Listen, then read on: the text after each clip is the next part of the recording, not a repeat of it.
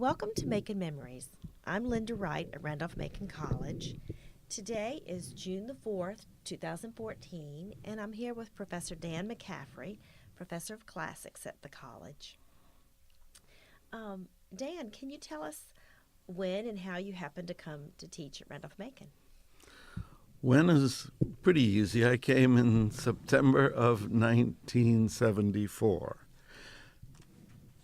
And how I came was kind of an interesting story. For many years, I'd been in graduate school at the University of Michigan, and I would go back to New Jersey for the summer.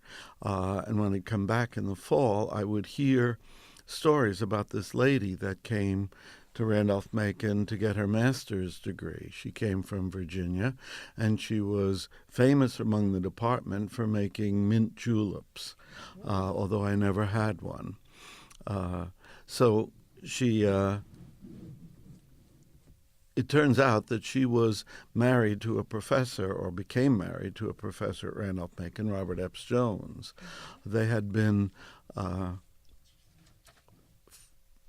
close friends for many years. They had met years ago at the American School, or the American Academy in Rome summer program, to which Greg Doherty and Kathy Doherty went, where they met as a couple. Well, so did Robert Epps and Lucille Cox meet at the American Academy Summer School. And they each were taking care of aged parents for many, many years. And of course, in the old days, you didn't get married when you were taking care of your elderly parents. And so they waited like 40 years to get married, so that George Oliver said to them, professor of history, when they finally did get married, marry in haste, repent at leisure. And they didn't repent. They continued to enjoy a lovely and happy marriage. And anyway, coming back to the summers in Ann Arbor, Lucille Cox, later Jones, was very fond of this professor of Latin, Frank Copley, who was my favorite professor when I was there in the fall and winter terms, and in fact he directed my dissertation.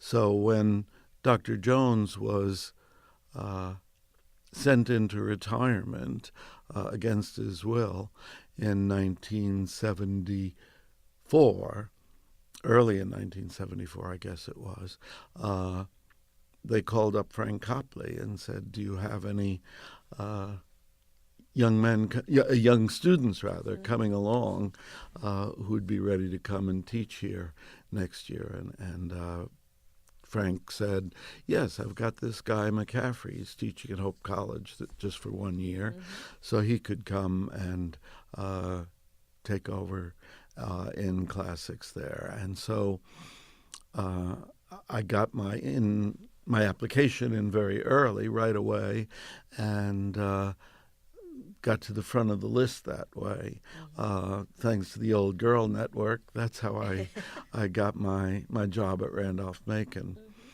And we moved here in August of 75, and our daughter was 6 weeks old when we moved here. And she was in a little car seat, much simpler then than they are now. So that we could just pick it up and carry it into a restaurant with us as we were moving here. And she was a perfect little traveler all the way east from Holland, Michigan, until we got to Washington. And then we hit traffic, and she started throwing a fit. So that was our introduction to the Washington area, with the baby crying her eyes out. Yeah. Well, so when you arrived in Ashland, you mentioned Robert Epps Jones had retired. So were you the classics department? No, I wasn't. There was another man who was in his terminal year. He had not gotten tenure in what we call the Greek position. He had the Greek position, and he had not been tenured, so he was in his last year. So he was very kind to me. He could have been bitter and mean and taken it out on me, but he was very kind gentleman. His wife and son also lived down the block from campus, and his son was a great introduction to me. He was about 8 or 9 at the time, into Southern living. How so? Because, well, he's the first person I knew. I knew people said y'all, but I didn't really believe it coming from the north. I would walk around campus the first few weeks with a big grin on my face, hearing people really talk that way. It sounded very strange to me. And I knew that they said y'all, but I didn't know that around here anyway, some of the people will use y'all to refer to one person. They'll say, how are y'all, meaning you singular. And so to specify, they would sometimes say all y'all if it was plural. And one time, this young man asked me one day, he was a very polite, nice young man, and he said to me, I met him on the street, and he said, oh, how's all y'all's baby? I had never heard much of all y'all, and there was the possessive all y'all's baby. Well, that it is spoken like a true linguist. You're interested. You felt like you were studying another foreign language. That's like right. Yes. A living language at that point. That's cute. Well, where did you live? You mentioned down the street. Did you live close to campus when you moved in? Well, we did. We worked through a faculty member who helped us find an apartment. We didn't have time or money since my wife was pregnant, and then we had a brand new baby, to do anything but shop by correspondence. So we ended up in Misty Pines Apartments on Arlington Street, which was not very attractive in those days. I don't think it's much better now. And there were several faculty members down there, and we tended to call it Misery Pines. And so when we got here, our furniture hadn't arrived. It took a long time since we had a partial load on the moving van, so we had to wait till they found something to fill up the rest of the load with. And so it took a few weeks, and so we had only been here a day or two when I got a call from Captain Reed, the treasurer, telling me that my books had arrived. And so he said to me, Dr. McCaffrey, your books have arrived. And I said, oh, great, I'll come over to the business office and I'll pick them up. Sorry. That's right. So I said, I'll come over and pick it up. And he said, oh, that's all right. I'll have a couple of the boys come and carry it over to you.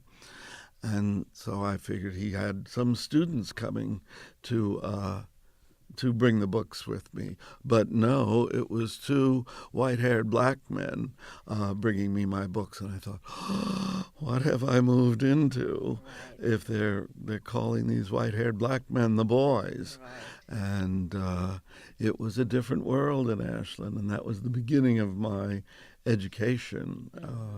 We were told that if we stayed long enough, our daughter's children would be accepted in Hanover County because she was 6 weeks old, so she'd always be a damn Yankee. Oh my goodness! But then your wife is expectant, so you had a child who was born in Virginia. So later on, about 5 years later, okay. we had a child that was born in Virginia, and he always lorded it over us. He was a real Virginian, and we were all just carpetbaggers. Right. And so many years later, when we got to go to Turkey for a J term with some students, we made sure we went into one of the bazaars and bought a suitcase made from a Turkish carpet. So we were truly carpetbaggers. So it made you authentic. Yes. Very good. Well, thank you for already. There's so many good stories. Now, so you came into the department, and there was one person in his final year, and then you were young and um, obviously starting a long. Well, you didn't know, I guess, but hopefully a long tenure at Randolph-Macon. So, talk about what it was like teaching and in those early years, and how just what it was like, where you taught, and that kind of thing. Okay, the classics department was all over in Haley Hall, and I had my own classroom. I was the only person who taught in Haley 1, and Greg taught in Haley 2, I think it was, or the other way around. When I got here, it was somebody else teaching, as I mentioned. I should get to Greg. That first year I was here, I was on probation we had a 5-year probationary period. In the first year of your probationary period back then, your contract was not renewed until the beginning of March. And so when the big national meetings came along in December, I had to go and interview candidates for what we call the Greek position. But I wasn't assured of having the Latin position for the next year. So I was looking for interviews as well as giving interviews. And I had been trained both in Latin and Greek, so I also applied for and interviewed myself for the Greek position. And damn, was I good. I knew the answer to every question. And that was the Greek position. Where were you? I mean, and tell us more about where you were interviewing. I think that's where you ran into Greg, wasn't it? Yes, it was. But he didn't have his dissertation completed in hand, and so one of our chief criteria was you had to have the degree in hand, and he didn't have it, and he didn't look like he would have it by September, which disqualified him really. So the people from University of Richmond were big fans of his. He had been there as an undergraduate, and so they talked me into it. And we sat down just informally at a table in the open convention space, not one of the interview rooms, and we chatted a while. And he knew and I knew that we were looking for somebody with a degree in hand. And we eventually found somebody, and we offered him the job. He said he agreed to take it. And then later in the spring, we got this curious letter from him saying that he had received an invitation, unanticipated, requested to go and teach at the University of Virginia, and could he please be released from his contract. And so the college didn't want to keep anybody against their will, so they let him go, and we had to try to find somebody quick. And there was Greg Doherty ready to jump in and save the day for us, even though he didn't have his PhD in hand. So he came and started teaching that next September, and I fortunately had been renewed in Latin, and so we became the department. I was the chair because I was first one hired, and I had my PhD in hand, and I said I had some minor administrative work in my year at Hope College. I had to manage a couple little budgets. So I had some administrative and budgetary experience. So I was the chair, and Greg was the junior person.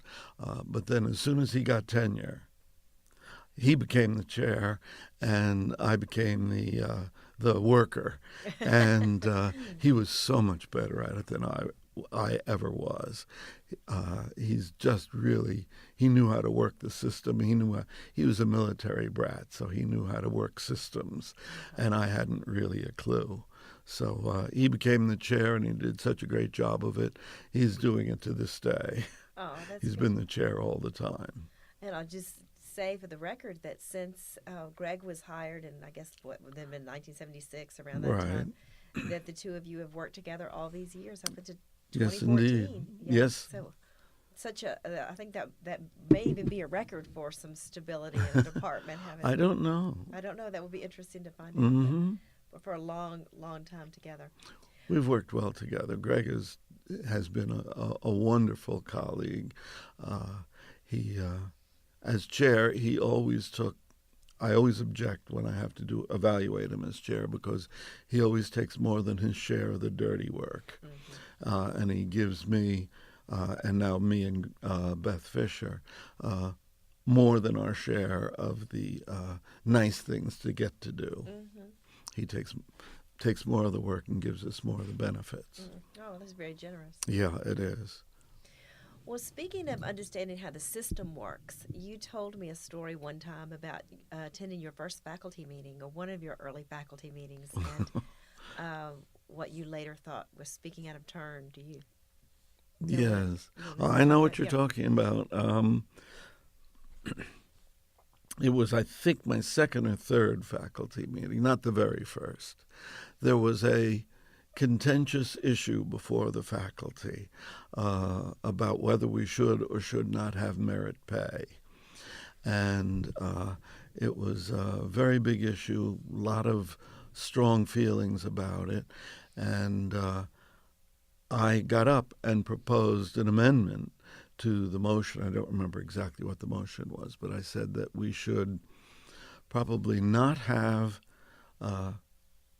merit pay until the base pay that was being given came to equal the national average. And the President Luther Wright got up after I proposed this amendment and said in much more genteel terms that this was a very stupid idea. And the motion died for lack of a second. Nobody got up and seconded it, which is quite unusual at Randolph-Macon, it has seemed to me. Usually somebody makes a motion or an amendment and somebody will always second it just to get it on the floor. But I sat there and it died, waiting, and nobody seconded it. So I went home and I told my wife, well, don't worry about unpacking.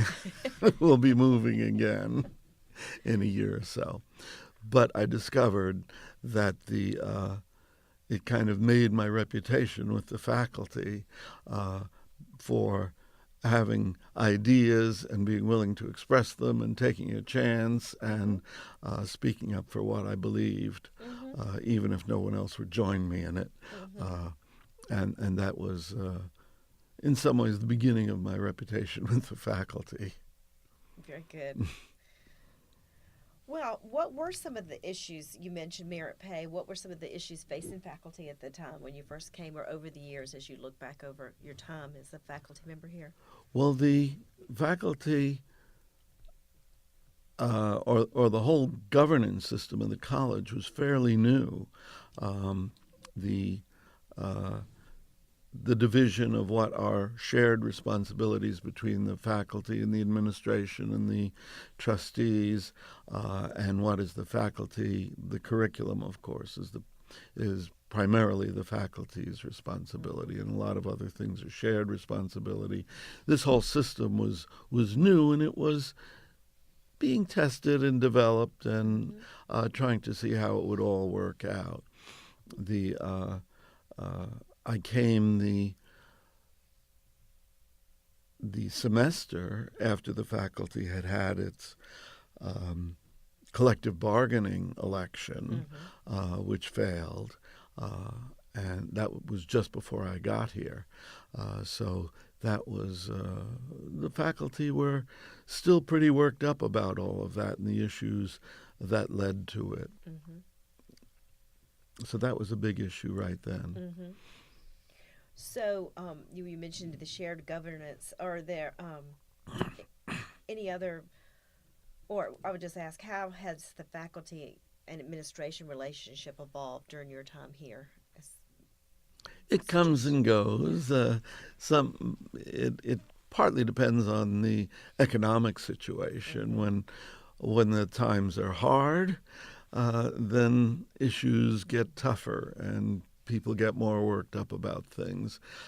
When things are better and the college looks more secure in its future, and the pay raises are more in line with what the rest of inflation, the rest of the economy is doing, then people tend to calm down a little more. And I've been through several of these cycles. And I've learned not to panic when the enrollment numbers don't look good. Don't panic, but work at it and work together. But it's not the end of the world. We've been through a lot over these years, and over the longer span, still all the way back to 1830. Well, you came right after, soon after we had a few classes of women, so you came soon after the college went co-ed. And I was just wondering if you wanted to reflect on student and campus life, what it was like 38 years ago, and how you've seen that change. Well, that's a big question. It sure is. It sure is.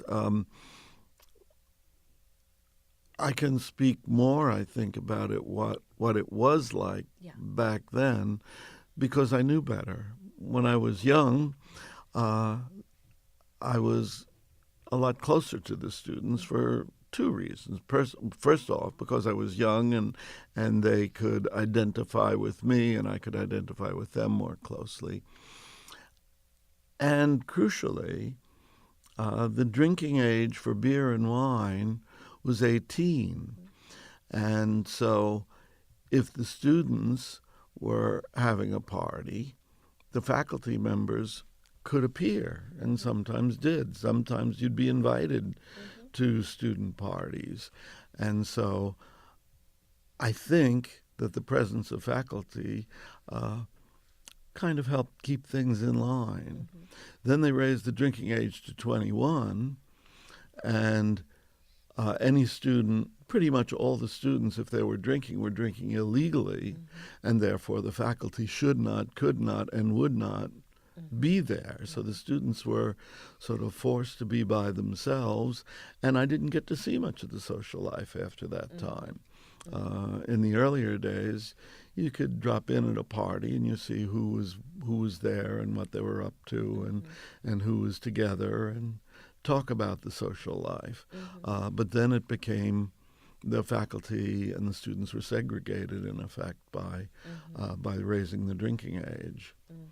And so I haven't known as much now, and I have the feeling that at times the students could use some faculty oversight, or at least just presence, to help keep things under control. Yeah, that's a very big issue. Yeah.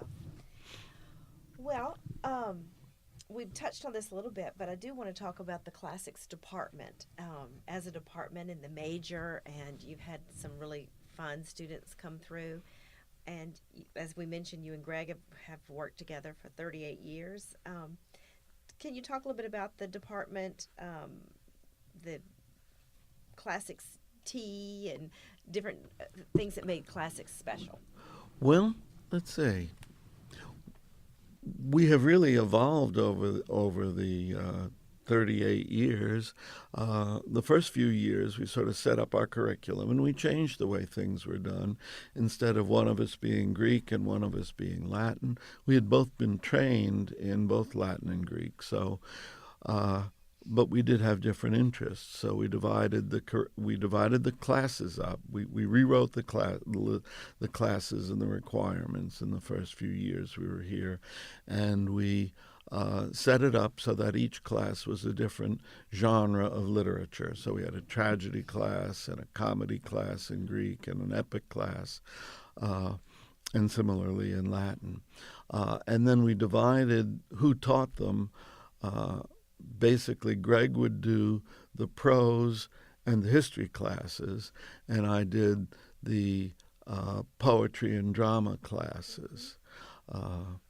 and the literature and translation classes.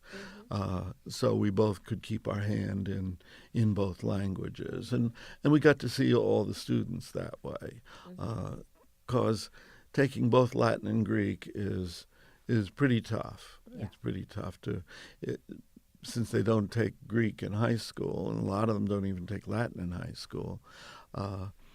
To get to that proficiency level takes 2 years, so it's a squeeze to get ahead. So most students who have a classics major have specialized in one language. Yes, and right. and that way you each are seeing them. That's Right. That's very creative. I was lucky because when I was in high school, the high school I went to required 4 years of Latin, and you were allowed to take 3 years of Greek. So that's why I had really worked in both languages when I was in college and in graduate school. Wow, that is unusual. Very Sure. unusual. Yeah, They don't do it anymore either. So as you look forward, I mean, you and Greg have been, had this set up for so many years, but as you're retiring now, it would be hard to find someone. Will you go? Do you think you'll go back to the old Greek position, the Latin position? I don't think so. Most graduate schools now require you to have both, and given the, what shall I say, the continuing tightness for jobs in classics, it's been that way since I came. People have to try to market themselves as most flexible, and so everybody can do both Latin and Greek, and they can, they have all, you name it, they can do it. Is the feeling. So I don't think we'll have a problem. And the young man that's been hired as my successor, Bartolo Natoli, his name is, and he's just gotten here, and he's starting summer school today. And he is so tied into Randolph-Macon already. He signed up for our website almost the day he got his PhD. He changed his status on Facebook to say he was assistant professor of classics at Randolph-Macon. So he is very excited.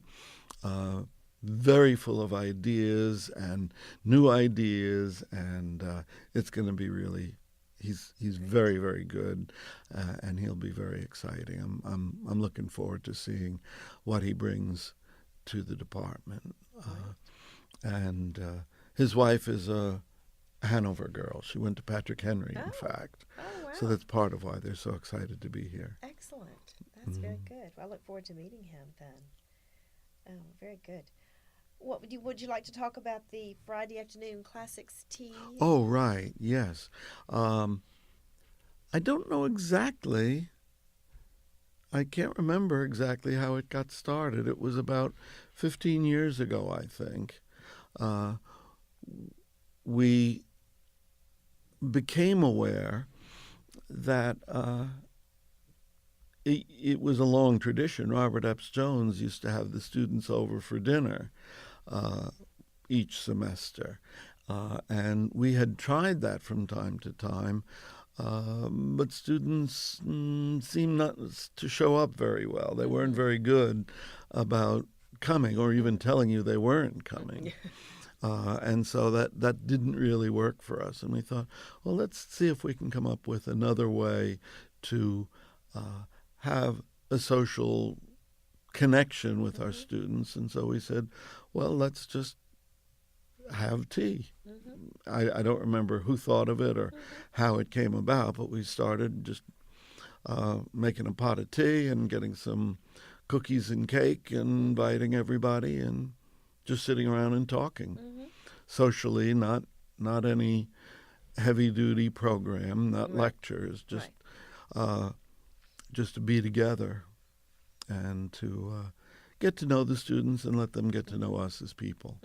And that worked out pretty well, I think, over the years. We've moved it from time to time, from day to day, depending on when the students are most able to come. their schedules change as the college schedule changes. Right. So lately we've been doing Friday afternoons because that's a quiet time in the college schedule at the present time. But whether it's going to continue or not is a question. Who's going to run it and who's going to make the tea and get the cakes and things? And how will it be funded is also a question. So that might evolve, as It probably Right, will, right. right. but the camaraderie and for the students to get to know others in the department and the faculty, that's very good. You've been very active on faculty committees and in college governance and service to the college generally. Would you like to talk about some of your experience in college governance or committees? Or Yes, but I'd like to back it up a step. sure. When I first came, I had what we called B track open. I taught at A track and C track, so that's 8:30 and 10:40, I think it was, and I was free from 9:40 to 10:40. And so I went over to the snack bar, which we called the CX at that time. It was in the new campus center, but they still called it the CX for the campus exchange, going back to the PX after the war. And I went over there, and there were two other faculty members who were always taking coffee at that time, Bob Offenbacher and Burnell Pannell. And so they invited me to sit with them, and they became my mentors, sort of informally. And just sitting at the table and listening to those two talk and debate. They didn't always agree on things, and they were great debaters. And Dr. Pannell would always be smoking his pipe and covering pauses in his reasoning by stopping to play with his pipe while he figured out what he's going to say next. But it gave him it was a good prop for thinking. So I learned a lot from those two very, very different kind of old men who were very dedicated to teaching and very dedicated to the college. And so they did a lot for me. And so I've tried to, as I realized that I was getting older, I remember the first time I was at a faculty meeting after I'd been here 10 or 15 years only. I was at a faculty committee meeting, and I looked up, and I was the senior person in the room. And so I said, oh my goodness, I'm the institutional memory for these folks. And that's only gotten more extreme. And so I have consciously worked at trying to be a mentor to junior faculty. I have made it a habit of almost always going to lunch in the snack bar, or now over in Estes, to meet with the other faculty and to help keep them in perspective, so they don't get too upset when somebody over the issues, and try to remember that this is just an issue and we'll deal with it, and not to take it personally or not to think it's the end of the world, as I said before. So that, I think, has been my most conscious effort at working in the community of the college. I've served on just about every committee that there is for some time or other. I started out pretty much with ACAS, which was Bob Offenbacher's domain. He ruled that committee along with Bob Hopkins, the registrar. And I learned a lot by just being in the committee, listening, hearing how things worked and how the registrar worked, and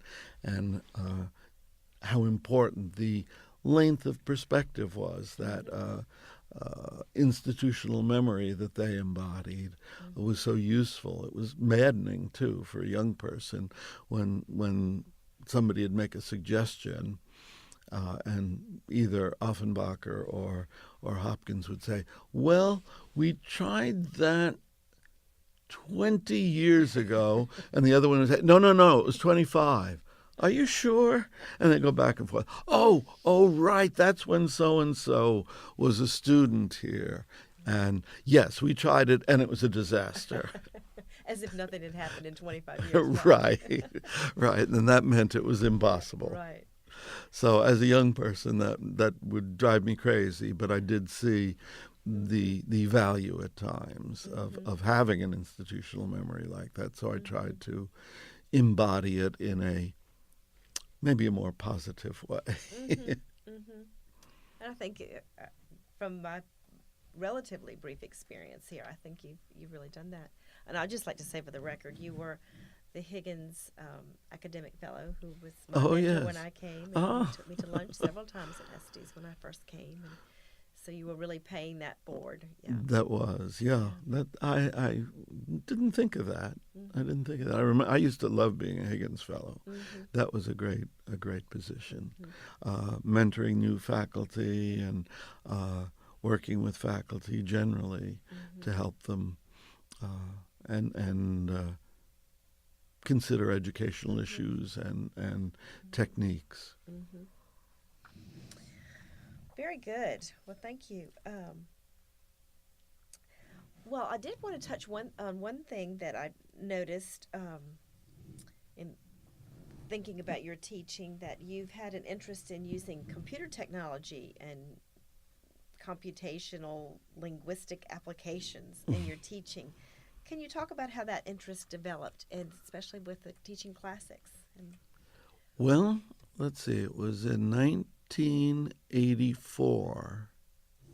The college had a program by which the faculty members could buy personal computers. They weren't called personal computers then. They hadn't been invented. It was a K-Pro. Before DOS was invented, the operating system was called CPM, and these computers had 64K of memory, of random access memory, and no hard drive of any kind. All of the memory had to be on floppy disks, and they were literally floppy disks, the little bits of plastic that you had to stick into the drives, but the memory in the computer was 64 kilobytes. But it was such. I got interested mostly at first just to be able to do my own word processing, to be able to. I wasn't a very good typist, but at least it was easier to do it on a computer, to make corrections on a computer. There was no spell check yet, or at least not automatic. You had to sort of run it. When you were done, you ran it through spell check, and it would mark the errors. Anyway, but that's how I got started. But then it had all these other programs with it, and so I got involved with the database program, and I became the faculty expert outside the computer science department for the ordinary faculty members with the database program. And I'm trying to think how I got started. Oh, I remember. We had a grant that we could apply for to develop computer applications of this tutoring program that we had, and you could adapt. It was basically set up to do questions and answers, and you could write a little script of questions and the possible answers and the responses. And I applied to do it, but then I decided I didn't want just to say, what case is puellam? And I wanted it to make up a Latin word form. And ask the student what case it was, and then be able to make up the form at random and identify a correct answer. And so I started working on a program that would generate random Latin verb forms. And I found that there were very few, I knew at some level, there were very few rules that create all those 700 Latin verb forms. There's about 15 different rules that go into it, and you make different combinations of them, and you end up with 720, I think it is, surface forms of Latin verbs. But they're pretty systematic. And the teacher could make them up, the computer rather, could make them up at random in a matter of seconds. And then I've figured out a routine that it could take the students' answers and then analyze. If it said, first word it said was I, or typed in was I, then it had to be first person singular. If it was you, it could be either second singular or second plural, and so on. The computer had keys that told it, identified the various parts of the form, and I put down what the English keys for those, so it could in effect check their translation just for simple verb forms, and that's how I got involved with using computers, and that was my first program. Wow! Were you able to share that with other teachers? Yes, elsewhere? 'Cause it I sounds- even got to sell it for a while. I was wondering. I must have made at least $40 or $50 over the course of 5 or 6 years selling that program. Oh, interesting. But it was fun. It was fun, and it got me started. And I realized that students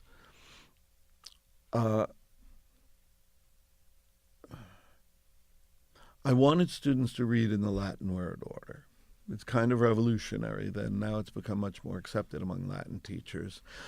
Not to do the old-fashioned thing where here's a Latin sentence. The first thing you do is you find the verb, wherever it is in the sentence. You go look for the verb, then you look for the subject, and then you look for the direct object, and then you start looking for adjectives, jumping all around in the sentence to decode it, Right. not to read it. And I wanted them to read in the Latin word order. And so I came up with different systems for making sure that the students could not jump ahead. You can take a file card and cut a corner out of it, so the student is only revealing one word at a time as the file card moves across. And then I came up with a computer program that would take a computer text and show it to the class one word at a time. And then I got involved in seeing if I could expand that program that could just identify the verb forms to identify the noun forms and start putting them together into sentences, if they could translate whole sentences. And so I got a grant for that to spend a whole year sabbatical at Carnegie Mellon, which was the big school for artificial intelligence at that time. And so I worked on a program to do that, and I got pretty far with it. It could do simple, straightforward sentences. It could do fairly simple subordinate clauses. Relative clauses were just getting pretty complicated. And then I started hitting up against memory limitations, even at Carnegie Mellon, where they had wonderful computers. When I started doing real Latin sentences, trying to put real Latin sentences in, I found that I was running out of memory, because my process went through, take the first word, and it could be 3 things. The next word comes in, and it could be 4 things. And so that meant there were 12 possible interpretations. And after 3 or 4 words, it was filling the Right. computer memory with all the different possible combinations of Right. words. And so I said, well, there must be something else, because the Roman reading in the Latin word order couldn't have got couldn't deal with all of that. They can't keep. Computers are great at keeping track of 12 different possibilities, but humans manage one or two, and that's about all they can manage. So that got me involved in looking at Latin word order and how it is involved with the cognitive limitations of the human brain, and how the human brain processes language, and how the Romans must have processed the Latin because it's a free word order language. And I discovered there are a couple legal forms of Latin of order that a Latin sentence is allowed to come in, but they never do it that way because it would be so confusing that the reader would get lost, and it would make what would be called a garden path sentence, where there are sentences like this in English where you have a legal sentence that nobody can understand. The famous one, they usually work when you're reading, not when you're speaking. Right. But one of them is, the horse raced past the barn, tripped. If you see it in reading, it's practically impossible to read because you forget. When you see the horse raced, you think it's the main verb, but it's intended as the participle. The horse, having been raced past the barn, tripped. Mm-hmm. Right? If you say, like saying the car driven down the road crashed. Yeah. Because that ambiguity, raced could either be the participle or the finite verb. But once you hear that the horse raced, your brain assumes it's the main verb and doesn't even bother with the possibility that it could be a participle. Mm-hmm. So you end up with and so I found that there's some sentences like that in English, forms that the Romans avoided mm-hmm. because it would overtax their cognitive abilities. So it's interesting how your research or sabbatical project for using computer applications to do something very technical ended up being, really a linguistic study and that kind of thing. So that's and wonderful. Even now, I'm reading a book that's got me all excited again, and it's called "How Literature Plays with the Brain." And it's all about not just cognitive, but neuroscience. Yes. And how the language and literature and art and music, mm-hmm. all of them use the possibilities that the neurobiologists are finding in the brain, mm-hmm. And how it plays with the patterns that the brains like, but it also gives them they break the pattern. Mm-hmm. Literature and art and music will set up a pattern, and then they break it to give the brain a little exercise, a little mm-hmm. chance to get excited and work on something. Mm-hmm. And so that's what I'm really interested in following up on in retirement. Well, that's exciting. And as the college begins a new major in neuroscience, you might that's have right. to come back and have something to offer for. Well, something to learn. I think it's learn. I expect I'll be a student there. Yeah, interesting. Very, very, very interesting. Well, just since we were talking about the computer applications in language, the college had a computer literacy program at one. Mm-hmm. And still, I guess, has a component in that in the curriculum. But can you talk about the early years of what that was, or it was a?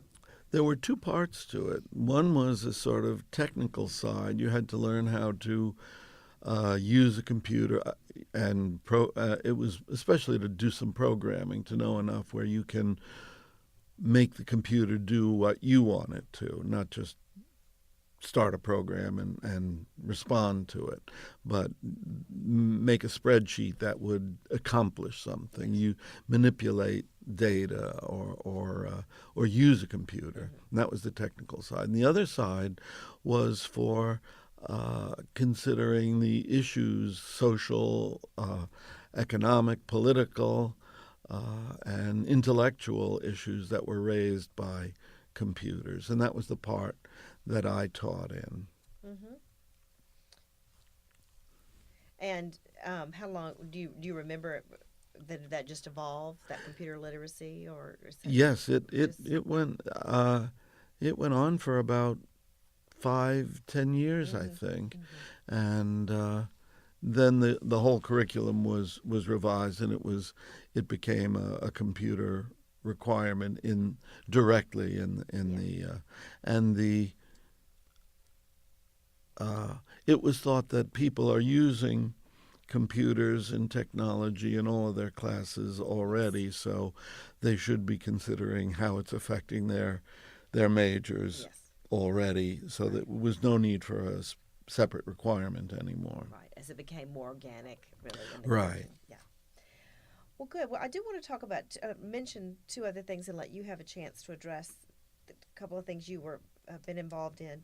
And that is the Governor's Latin Academy, how that was established, and the Saturday seminars. Okay. The Saturday seminars have been more in our bailiwick. That's strictly speaking a Randolph-Macon thing. Okay. It started in about 1984, I think. I'm not sure.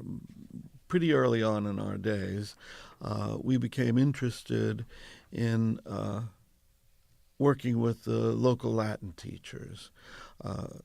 The Classical Association of Virginia has been sort of a model for other states because it is one of the most cooperative organizations at a state level, being careful to incorporate the graduate schools, the undergraduate schools, and the secondary schools, and now even the elementary school teachers of Latin.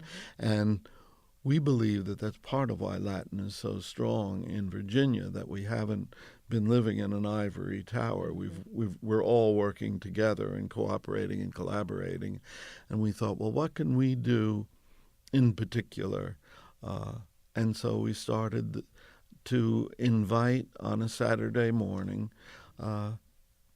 any Latin teachers. We built up a database of addresses and started sending out invitations to all the Latin teachers that we could reach in the state to come to Randolph-Macon for a Saturday morning, and we would give them a program. And the program consisted of 2 Randolph-Macon faculty members. That in the early days, that was me and Greg, a high school or now elementary school or secondary school or middle school, that's the other thing, middle school teacher, and a college professor from somewhere else, giving a little presentation, a 45-minute presentation, discussion, workshop. The idea was we should, every talk we give will have a packet of slides. Now they get a CD with pictures and text and things on it, and information that the teachers can use on Monday. We tried to keep it really, really practical. Not a lot of theory, but here's an hour's presentation that you can do with these slides on Roman toilets or curse tablets or here's how to deal with the relative pronoun in Latin. There are 2 ways to do it, that you can do this way. Here are the materials. So we tried to keep it practical. And we had, as I say, presentations by other teachers, by other professors, and our folks. Maybe 45 minutes, then a discussion, and then a little break with some nice snacks.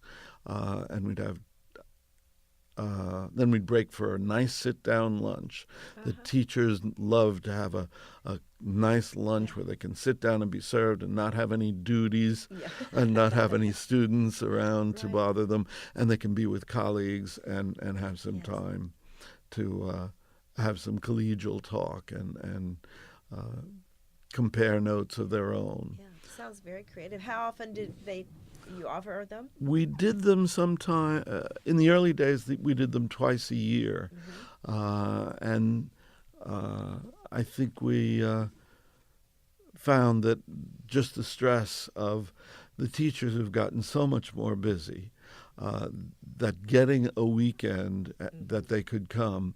We do it once a year now. And we learned early on that the trick of getting the Latin teachers to come to something like this was to pick an SAT weekend, because when the SATs were being given, the best Latin students were busy taking the SATs, and therefore they couldn't have all these other activities for Latin students going on.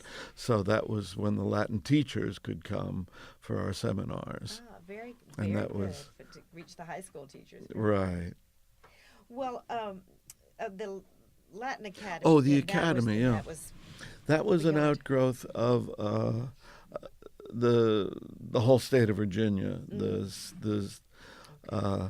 Department of Education really developed the idea of having the governor schools or the governor's academies in all the different disciplines, all the different languages, all the different art, music, and science, drama, in college campuses for 3-4 weeks of the summer, residential immersion academies for the best students. This was intended to be enrichment for the best students, rising juniors and seniors.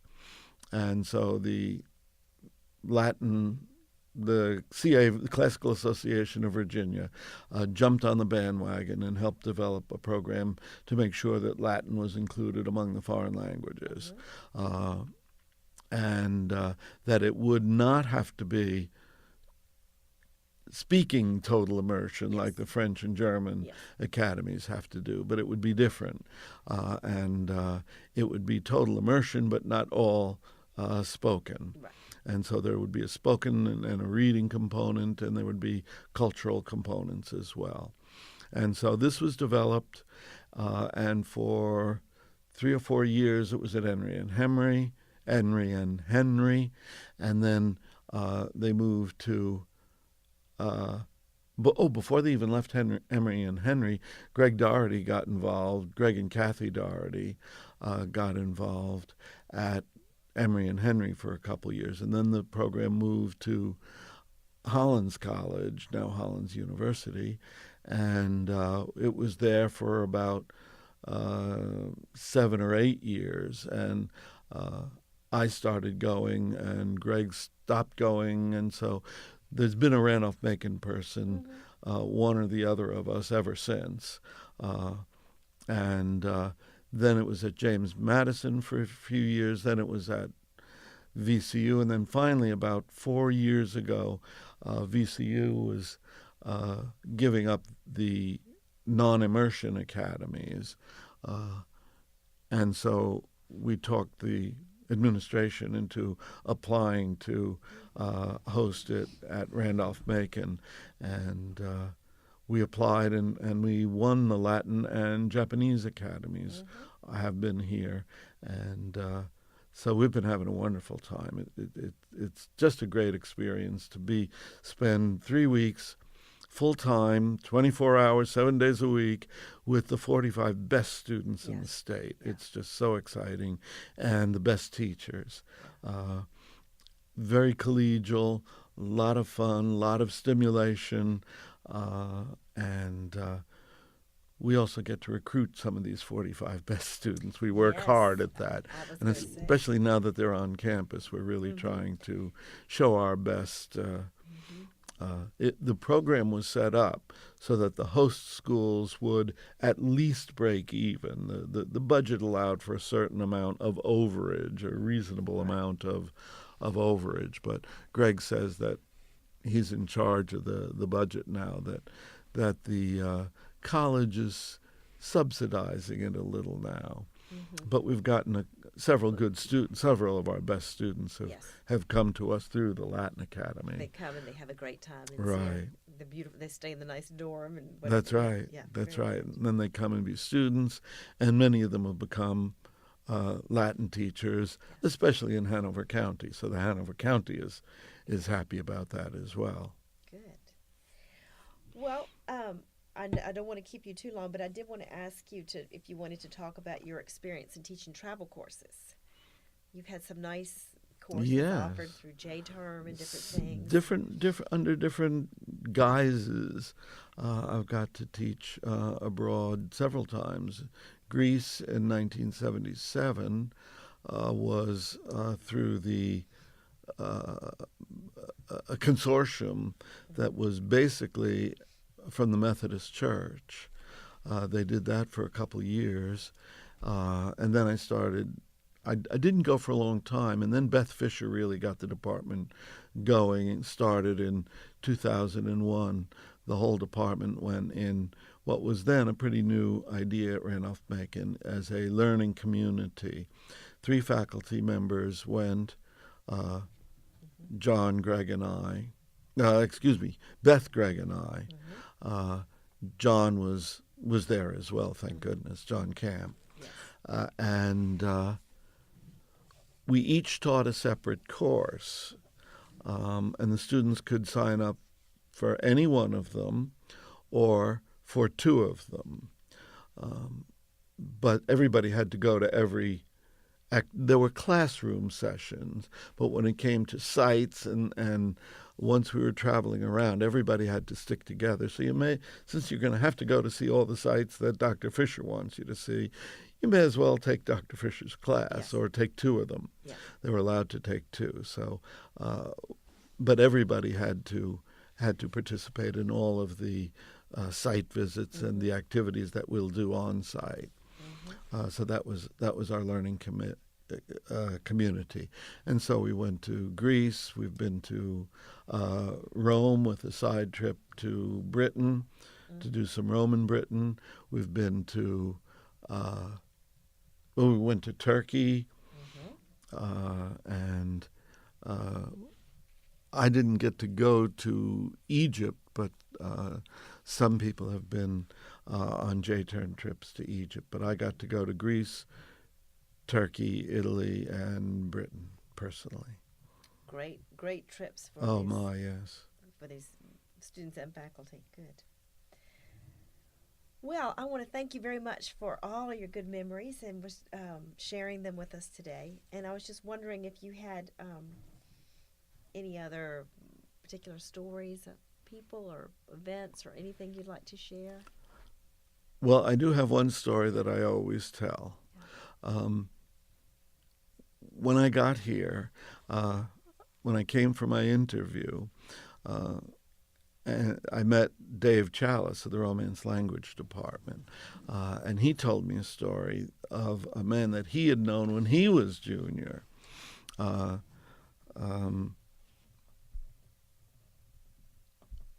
Dr. Paul Miller.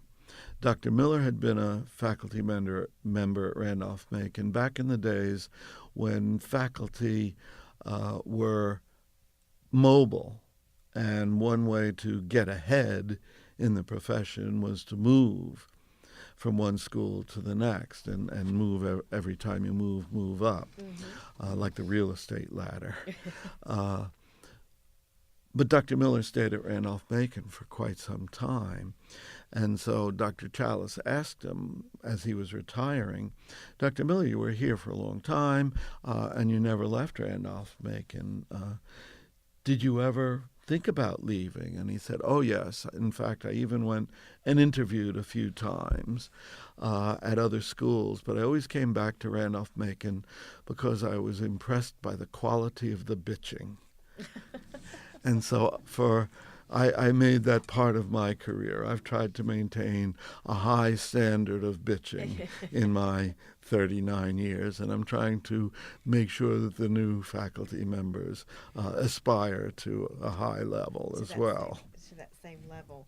Well, thank you. We will keep that in mind as as the years progress.